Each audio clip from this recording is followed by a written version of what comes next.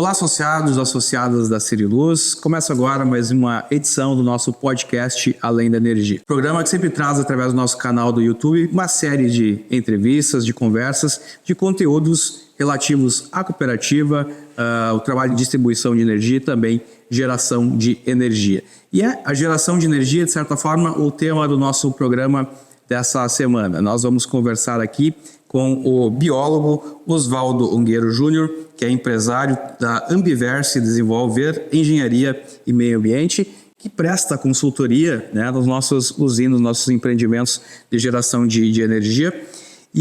Mas o objetivo que me traz a convidar você a vir aqui conversar comigo é falarmos um pouquinho de um fenômeno específico que está acontecendo agora, que é o período da Piracema, o fenômeno da Piracema.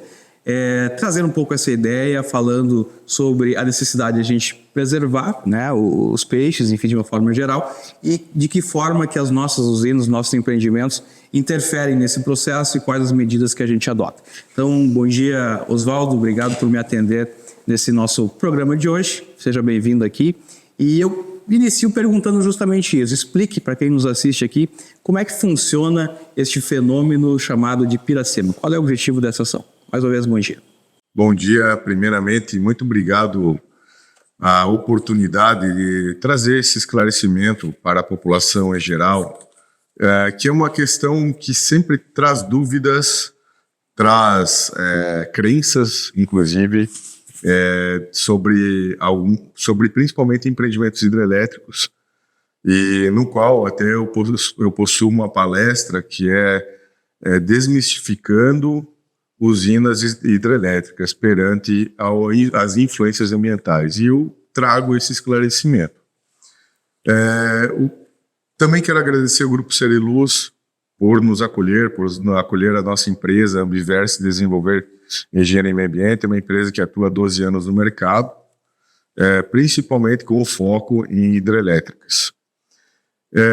Respondendo a tua pergunta, o período de Piracema, ele dura principalmente no mês de outubro a fevereiro, na nossa região. Vamos falar de bacia do Rio Uruguai, onde está inserido o Rio Ijuí, que é o principal rio onde que a Ciriluz investe em geração de energia e seus cooperados, consequentemente, também. Eu gostaria de trazer uma clareza aos senhores com relação a Piracema. Piracema é um período onde que na nossa região há um aumento de temperatura, primeiramente, porque nós possuímos 4 estações bem definidas. Então há um aumento de temperatura da água e do ambiente, mas também há, nesse período, um aumento de pluviosidade. O que é isso? Chuva. E tudo isso acrescenta uma excitação no peixe para que ele, na memória que ele possui do DNA dele, ative o seguinte comando: é época de reproduzir, é época de migrar para peixes que são migradores. Existem peixes de migração longa e migração lateral. Depois eu vou explicar qual a diferença. Então, nesse período, onde que o alimento proporciona a uma maior disponibilidade de alimentação, a uma melhor temperatura e a uma melhor vazão, os peixes saem para reproduzir. Então, nesse período, é importante chamado de período de defeso, onde que há regras que impossibilitam a pesca, principalmente por redes, por tarrafas, e possibilitam apenas a pesca amadora, que é de anzol, de linha, enfim. O Rio Ijuí está inserido nessa lei. A Brigada Militar é a fiscal dessa lei. E tudo que estiver fora dessa lei está a direito da lei, a direito do juiz, ou seja, né, sofre penalizações. Certo. Inclusive, quando a gente fala nessa legislação, nessas leis, nessas regras, né, especificamente nesse período que, como você disse, vai de outubro a fevereiro, tem algumas restrições que se aplicam especificamente às usinas, né, a barragens e casas de máquinas, e que se ampliam nesse momento. Se você puder também explicar e orientar as pessoas que nos assistem sobre isso, te agradeço.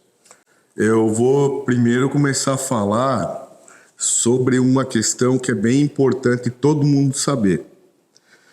Existem peixes migradores laterais e peixes migradores de longa distância. Migradores laterais, eles são peixes que geralmente eles reproduzem o ano inteiro. Porém, nesse período eles intensificam a sua reprodução. Já peixes de migração longa, não. Eles só reproduzem nesse período. E daí vamos lá para Piracanjuba, do nosso Rio Uruguai, para o Dourado. O Suruvi, ele é considerado de média migração, não é de longa. E o parente dele, que é o Jundiá, é lateral, migração lateral. Então, só para trazer uma realidade às espécies que vocês estão acostumados. E o que acontece? Por isso que alguns peixes são de importância, inclusive de ameaça ou vulneráveis, porque eles só reproduzem em certo período. E também dependem de longos trechos de migração para reproduzir. Onde se encaixam os empreendimentos da Cerilus? Primeiramente, a gente tem que fazer um estudo chamado estudo sinérgico e cumulativo da hidrologia e da ictiofauna, onde se inserem os empreendimentos da bacia. Esse estudo é um cruzamento de informações de capturas ou coletas de peixe da bacia e é um cruzamento de informações de modelagem da hidrodinâmica do rio e da inserção de empreendimentos hidrelétricos nele. É um assunto um pouco complexo de se explicar, mas vou resumir. As hidrelétricas da Cerilus, principalmente as localizadas no Rio Juí, elas são de pequeno porte e de pequena altura. Por exemplo, e também elas foram licenciadas pela FEPAM, pelo órgão ambiental do estado do Rio Grande do Sul. Lá existem condicionantes que até hoje a Cerilus cumpre e nós executamos, que é o monitoramento, por exemplo, da qualidade da água e da ictiofauna. O resgate também, se necessário, e a realocação também, se necessário. Onde eu quero chegar com isso? Nesse período de defeso, as nossas pesquisas continuam, até porque os dados são mais relevantes e você possui mais respostas para dizer se sim o empreendimento está influenciando negativamente ou não sobre o trecho de rio, e principalmente sobre o período de defeso. Quando se trata de empreendimento hidrelétrico, sempre há crenças que eles acabam com tudo. Porém, para pequenas centrais hidrelétricas, eu posso afirmar que, principalmente com barramentos de baixa altura, eu vou trazer uma realidade. Por exemplo, o Dourado, ele precisa de 200 a 300, até 500 quilômetros de trecho livre de rio para migrar. Porém, ele só migra quando há uma alta vazão e uma alta temperatura, nesses períodos de defeso. Nesse período de defeso e nesse período de alta cheia ou de maiores cheias, geralmente o barramento dessas hidrelétricas, ele quase que fica inexistente. Então, se for por isso, o Dourado ele passa. Mas também, por exemplo, tem uma das usinas da Cerilus que tem um sistema de transposição, onde ele é monitorado e traz uma realidade que funciona ou não. Existem muitos poréns nisso, de empreendimento para empreendimento, se vai funcionar ou não. Mas também existem os grandes empreendimentos hidrelétricos que, se eles têm ou não sistema de transposição, aí sim. Se eles não possuem, eles podem sim estar bloqueando a passagem desses peixes migradores e esses consigam apenas reproduzir abaixo desses empreendimentos. Então, por isso que, trazendo a realidade, onde se inserem as usinas da celulose? Elas se inserem numa legalidade, primeiro, e elas se inserem no atendimento a uma condicionante da licença de operação, que é feito um monitoramento a cada 3 meses dos peixes para trazer uma resposta sazonal, né, ou seja, onde mudam as estações, onde mudam as temperaturas da água, a disponibilidade da alimentação e a reprodução, onde a gente faz análise estomacal, análise de gônada, para saber se os peixes estão se reproduzindo sim ou não. Então, isso traz uma realidade dos empreendimentos, dizendo que PCHs não trazem influências negativas significantes à ictiofauna, porque elas possuem lago reduzido e elas se transformam em rio novamente nesse período, onde que há cheias, possibilitando a transposição de peixes migradores de longa distância principalmente. Bom, então em relação a esse ponto, eu quero também retomar essa questão das restrições à pesca, né? E de forma especial nas barragens, né, das usinas, porque ali é um local, como você disse, normalmente o peixe faz essa migração, essa transposição quando há uma chuva, há um aumento da corrente de água, né? Então naquele momento ele está aguardando isso acontecer, então ele fica um pouco mais vulnerável e por isso a gente tem algumas restrições maiores de pesca nesses pontos. Da mesma forma em cascatas também tem essa restrição. Exatamente. Nesse período, a gente age de 2 formas muito contundentes. E que as 2 formas são do programa que a gente nomeia, e ele é obrigatório nas usinas hidrelétricas, exigidos pelas licenças de operação da FEPAM, que ele se chama de Programa de Comunicação Social e Educação Ambiental. Então, de que forma que a gente age? A gente, eu digo, nós contratados por vocês para realizar o serviço, mas quem age, na verdade, é o empreendedor, porque ele nos contratou para fazer com que isso ocorra. Nesse programa, a gente comunica à Brigada Militar. O empreendedor tem uma conversa com a Brigada Militar, onde que a Brigada Militar, já por sua rotina normal nesse período, já fica mais de olho no rio e, consequentemente, vai ficar mais de olho nos empreendimentos hidrelétricos por causa dessa vulnerabilidade que a gente pode chamar. Ali também a gente age nos meios de comunicação, falado, né, principalmente rádio, televisionado, que é o YouTube, o próprio canal da Ceriluz, escrito, onde que a gente publica matérias em jornais, publica folders, panfletos e também palestras, principalmente em escolas, onde que a gente informa sobre a não possibilidade de pesca nesse período, principalmente com redes. Pode ser, informa que a pesca amadora pode ocorrer sem problemas, que é anzol, linha, molinete. E informa o que pode ocorrer com essas pessoas que não agirem dentro da legalidade, não agirem dentro da lei. Vão estar à disposição da lei. E a gente comunica da melhor forma possível e da forma mais simples a todos, treina os operadores das usinas hidrelétricas dos senhores para que eles saibam como observar tal irregularidade e como eles vão agir. Por exemplo, observam tal irregularidade, ligam para o empreendedor liga para a Brigada Militar tomar suas providências. Diante disso, também eu quero chamar a atenção que o período de Piracema ele é importante não só para a biodiversidade, para os ecossistemas aquáticos, mas ele é importante para a comunidade pesqueira que depende da alimentação desses peixes ou da venda desses peixes para sua sustentabilidade.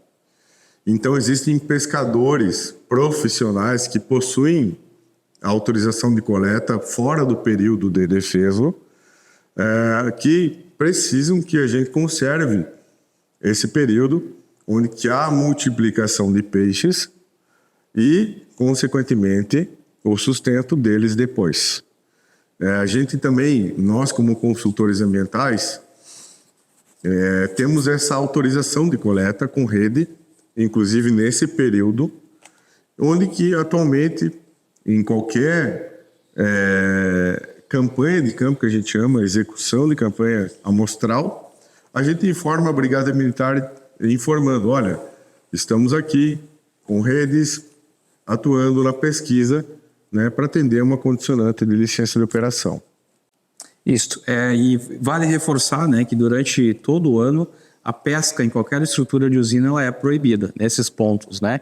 Mas nesse período da Piracema ele se amplia justamente por essas questões aí.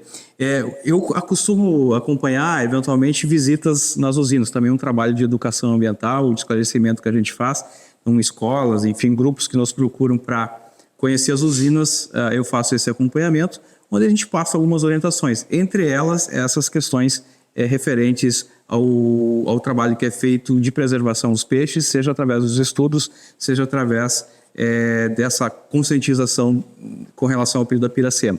E uma das perguntas que ocorrem com frequência relacionadas para mim, né, é a questão da escala de peixes, né?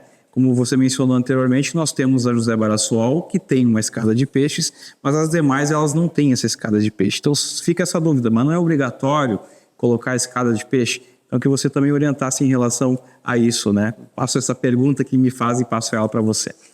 A criação de uma escada de peixe, sim ou não, ela está muito ligada, como eu falei anteriormente, ao estudo integrado da bacia com relação à inserção do empreendimento. Por exemplo, nós possuímos 2 empreendimentos no Rio Ijuí de grande magnitude, 2 empreendimentos hidrelétricos que não possuem isca de peixe ou possuíam e não está em funcionamento. Então, vamos chegar à seguinte conclusão. Ok, se abaixo não existem empreendimentos meios de transposição, por que acima eu vou manter? Se não funciona abaixo, acima não vai passar. Principalmente estamos falando de peixes de grande porte e migração longa. Para os peixes de migração lateral, ok, funciona. Tem outros poréns, que para PCHs com lagos médios já não é interessante a transposição, porque tu vai estar trazendo espécies que a gente chama reofílicas de ambientes aquáticos lóticos, que são de corredeiras, para ambientes de lago. E provavelmente essas espécies sejam predadas pelas espécies do ambiente de lago, que geralmente são de maior porte, geralmente são predadoras, né? Por exemplo, vamos chamar a joaninha, sobe a escada e ela é predada logo na sequência ali no lago por uma traíra. E isso ocorre. Então, pode ocorrer um desequilíbrio ecológico. Então, quando se trata de escada de peixe, é algo muito personalizado por empreendimento. E mesmo assim a gente pesquisa posteriormente a implantação dele, se ele está sendo eficiente ou não. E fica aquela coisa. Então, por isso que a pesquisa nossa, a nossa consultoria, o nosso estudo, ele é constante. E ele, ao longo do tempo, vai trazendo explicações. Precisa manter a escada ou não? Então, eu acredito e sugiro que empreendimentos de grande porte, como o UHS, onde que se inserem peixes de longa migração, sim, é necessário a migração desses peixes e a transposição. Empreendimentos de pequeno porte, onde que o barramento é baixo, onde que não tem acidente geológico abaixo ou acima, que é também uma intransponibilidade, a gente julga não necessário a implantação de escada de peixe. Porque em períodos como estes de cheia, o barramento quase se iguala à condição de rio antiga. E a condição de rio se forma quase que única no trecho de rio onde que está o empreendimento instalado e, consequentemente, a migração do peixe ocorre. Então, a escada de peixes é uma coisa que, como eu falei, ela é personalizada a cada empreendimento e ela é muito bem estudada se implantar sim ou não. Então, eu não posso afirmar hoje que tal empreendimento é necessário implantar a escada de peixes, sabendo que provavelmente não vai ser necessário. Talvez seja mais uma condicionante ambiental e algo fictício lá que não funcione. Como, talvez, sim, há uma necessidade de transponibilidade. Inclusive, existem transponibilidades manuais feitas em empreendimentos, onde que a coleta é feita a jusante, abaixo do barramento, e transpõe a montante para que o peixe continue sua vida reprodutiva e consiga concluir seu ciclo reprodutivo. Também existem hoje sistemas de transposição digital, Canadá, Estados Unidos, onde que inclusive identifica o peixe, se ele é migrador ou não, e ele entra num cano de sucção e ele é jogado, literalmente ele é succionado e levado a montante. Como existem outros sistemas de transposição. E geralmente são empreendimentos de grande magnitude, não de pequeno e médio como são os PCHs. Então, quando se trata de PCH, tudo é menor. E aquela lenda, né, aquela crença de que PCH destrói, que CGH destrói, a gente tem que tomar muito cuidado em falar nisso. Principalmente quando a nossa empresa, com os senhores, a gente sempre busca o ótimo. E o que é o ótimo? São empreendimentos hidrelétricos construídos e ambientalmente viáveis. E a gente pensa em todos os aspectos quando está projetando um empreendimento desse. Vai produzir quanto de energia para quanto de área alagada? Está inserida numa área de peixe migrador, sim ou não? Pode ter um barramento alto ou baixo?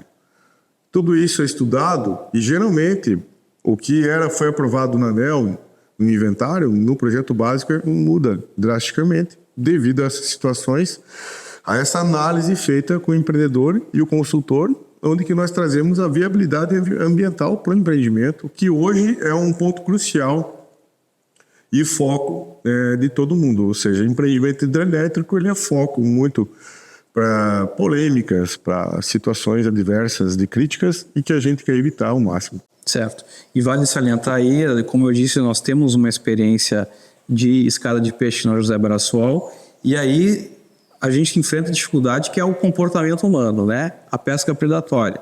Na verdade, nós registramos situações, né, de pesca irregular, claro, porque, como diz, é proibido a pesca em qualquer estrutura de usina, mas justamente pegando o peixe da escada de peixe, inclusive com um grade para proteger esse peixe, as pessoas arrancando essa grade para fazer a pesca. Então, o maior problema em relação, minha opinião agora, né, em relação a essa questão da reprodução dos peixes, é a pesca produtiva, né, uma vez que usinas e outros empreendimentos, eles adotam medidas visando mitigar ou minimizar esse impacto. Exatamente. E nisso que a gente entra com o trabalho de conscientização ambiental. informando, principalmente em escolas, onde a gente está construindo lá no filho do cidadão que fez isso, construindo essa consciência. Onde que o filho dele vai falar, talvez, pro pai que fez esse ato, falando assim, pai, eu aprendi que isso traz um dano significativo, não só para o ecossistema, mas para quem depende desses peixes posteriormente para sobreviver. Então, é ali que a gente trabalha. É ali que a Seriluz trabalha também, em escolas, com palestras, levando grupos de escolas, levando grupos de universitários, mostrando o que é o empreendimento hidrelétrico na realidade, porque principalmente uma PCH, eu não sei se tu concorda nas visitas, aí o pessoal fala, nossa, é só isso, né? E aí, porque eles imaginam uma Itaipu. Exatamente. E não é. A Seriluz, ela investe em PCHs, CGHs, que são pequenos empreendimentos hidrelétricos. O HEs, eu não estou criticando, são necessários, inclusive, porque reservatório é só o HE, onde que tem água para abastecer, tanque de combustível, água. PCH é fluxo laminar, o que passa gera, não armazena nada, CGH também. Essa é a diferença na geração. E também, consequentemente, no impacto, a influência ambiental diminui bastante. Mas o HE, elas são necessárias também. E, senão a gente não teria como manter o nosso sistema integrado de energia hoje funcionando. Porque o reservatório é de crucial importância. Ao contrário de não ter reservatórios grandes, a gente teria muitas termoelétricas nucleares. E a gente, inclusive, começar a pôr na balança o que vale mais a pena. Então, eu tenho, na minha palestra, eu falo, meu amigo, e isso é uma coisa que vai impactar bastante agora. Quem tem celular aqui, levanta a mão. Todo mundo tem. Quem tem ventilador, ou ar-condicionado, ou chuveiro quente em casa? Todo mundo levanta a mão. Esse é o preço que a gente paga. Algo a gente paga por ter os confortos. Aí eu faço uma pergunta para você também. Tá bom, vamos conservar, vamos retroagir, não vamos derrubar tudo que é usina, não vamos ter energia. Voltamos ao mundo das cavernas? Todo mundo topa? Entendeu? Sim. Me permite agregar aqui, né? A gente está falando de um sistema de geração hídrica que é uma energia limpa e renovável, né? E que tem uma eficiência muito maior do que, por exemplo, uma solar e eólica, que também, de certa forma, é o que se fala hoje em dia, né? E, na verdade, essas solar e eólicas são consideradas energias intermitentes, ou seja, elas não conseguem dar uma sustentação para essa demanda, esse consumo que você mencionou. Então, o sistema ele continua sendo dependente ou da hídrica ou das térmicas e nucleares, que são energias firmes, né? Retornando, então, só para a gente já ir finalizando a nossa conversa, né, em relação ao período da Piracema, eu acho que é importante a gente salientar que é um momento relevante para a vida dos peixes e que o principal ato, a principal atitude que se deve ter em sentido de preservar essas espécies é justamente respeitar essas regras, né? Que, como dito, hoje não é permitido a pesca com qualquer tipo de apetrecho, rede e espinhéis, enfim, outros apetrechos, com algumas exceções como os profissionais que você mencionou ali, mas é sim permitido a pesca com a linha, enfim, de uma forma consciente, sem gerar impacto. Então, cabe às pessoas que querem, gostam do peixe, respeitar também esse processo. Exatamente. Por exemplo, a gente vai a algum local nesse período e com o molinete pegou um dourado. E é uma fêmea, tu percebe que ela está desovando. É legal, é permitido, mas por consciência eu soltaria. Por consciência eu soltaria. Por uma questão de deixa reproduzir. Então, eu aconselho no momento, quer pescar? Ok, pesca, mas dá uma analisada no peixe que tu pega, olha na gônada, abaixo no sistema reprodutório dele, se está dispersando ovo, se ou não, solta. Entende? Até porque temos as opções de peixes exóticos, né? Sim, exato. Pesca que pague, né? E exatamente em cativeiro. E até mesmo nos rios a gente sabe que tem alguma coisa também. Falando de espécies exóticas, então hoje aqui na nossa bacia do Juí, a gente tem a tilápia, que todo mundo conhece. E tem também a carpa, né? Então, essas espécies, eu acredito que a pesca delas são liberadas porque elas só prejudicam, elas não são daqui, e elas causam um desequilíbrio a tudo, e elas apenas prejudicam. E além de tudo, a carne da tilápia é excepcional. Exatamente. Muito bem. Então, essa era a nossa proposta de hoje, a gente conversar aqui com o Osvaldo Ungueiro Júnior, que é empresário, responsável pela empresa de consultoria ambiental Ambiverse, desenvolver engenharia e meio ambiente, que presta serviço então para a Seriluz, onde a gente conversou sobre esse tema importante que é o período da Piracema, né, e sua relação com as usinas da cooperativa. Coloco ainda esse espaço à disposição, uma última mensagem, enfim, talvez trabalhando essa questão da consciência realmente por parte do nosso pescador, nosso morador próximo aos rios. Eu queria ressaltar e falar uma verdade, que a Seriluz hoje é um dos meus principais clientes, mas não por questões de números, mas por questões de consciência.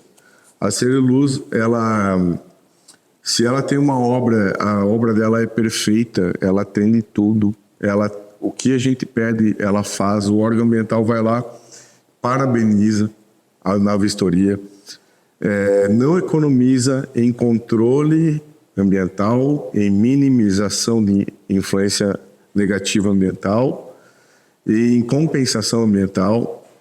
Então, nesse sentido, essa é a minha mensagem. Siga o exemplo da Seriluz. Ela é uma empresa muito correta, age sempre na legalidade, muito séria e faz de tudo para que as leis ambientais sejam seguidas nos empreendimentos. Então, por que não? Então, é um exemplo que eu cito, não querendo puxar o saco não, porque sim, é um cliente bom. Eu gosto muito de trabalhar com a Seriluz.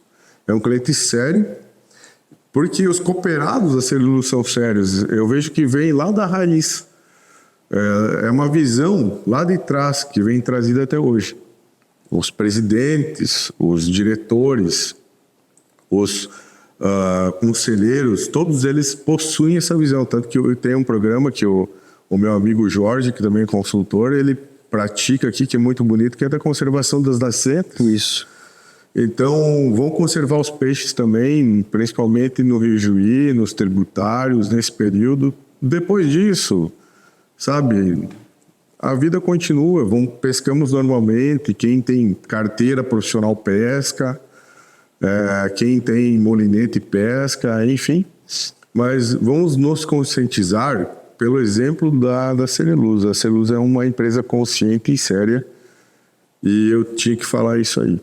Certo. Osvaldo, obrigado então pela tua presença aqui, agradeço ter vindo. Obrigado de Santa Catarina para cá, né? Estou à disposição. Para essa nossa conversa. Realmente poderíamos seguir com a nossa conversa por muito mais longe do que isso, até porque falamos apenas de um processo desse trabalho de educação, né, ambiental, enfim, que é o período da Piracema, mas temos uma série de programas ambientais em nossas obras, inclusive agora na PCH, a linha 11 em construção em Coronel Barros, e que daria aqui mais um programa unicamente exclusivo sobre isso, mas o nosso tempo não permite isso. Então agradeço mais uma vez, Osvaldo.